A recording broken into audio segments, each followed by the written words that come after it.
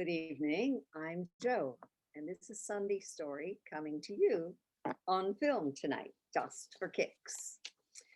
Uh, I'm encouraging you to dig into your documents folder and find some stories that you have already spent time on and have written. Maybe just, polish them off a bit, but share them now. There's a lot of jewels hidden in stuff we've already spent a lot of time on.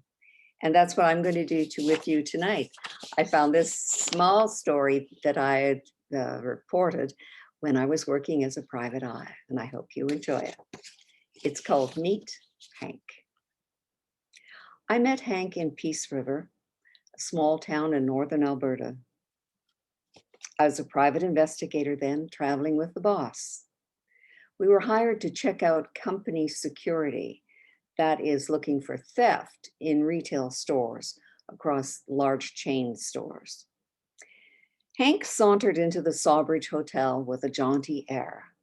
He was small, wiry, arrayed in a black felt cowboy hat that looked great on his well-tanned face, and a peacock blue shirt of polished cotton. He just shone as he entered this hotel. And we were weeks in and kind of bored with our own company and desperate for some new stories. So we invited him to join us for dinner. Hank sat down and told us that he was Cree. Said he was 74 years old and had been traveling just like we were traveling all his life. He had traveled searching for my spirit. That was pretty enticing. Yes, he said, I've traveled right across Canada and America looking for my spirit. His words had the allure, added with the native culture that he represented. And I was intrigued, having no idea where I was going with my life at that time. And so I asked him, what do you do, Hank? I give workshops, he said. That was hardly the answer I expected in this small, remote town. He said, I just came back from giving one in Denmark. That's fascinating. I said, what is the subject of your workshops? What are the titles of some of the workshops you give? Anything you want, he said. Just tell me what you want to know and I'll make up a title. And Hank rambled on comfortably then throughout the evening, finishing up his spaghetti, and turned to us and said, and what are you girls looking for?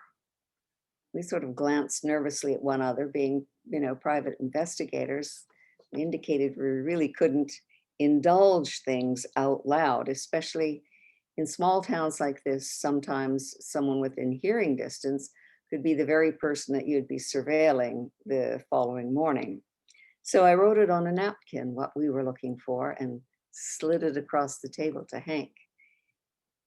And what we were looking for was written on the napkin. It said, thieves.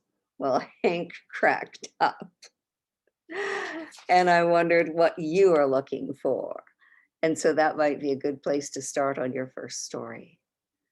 How are you searching for your spirit? Let's see it in writing. I look forward to receiving stories from you guys. Next week, I'll introduce how the challenge will work on the following Sunday. So please stay tuned and be part of sharing your stories all together in one place here. It should be fun. I love you all. Keep writing. Stay happy and healthy. Good night.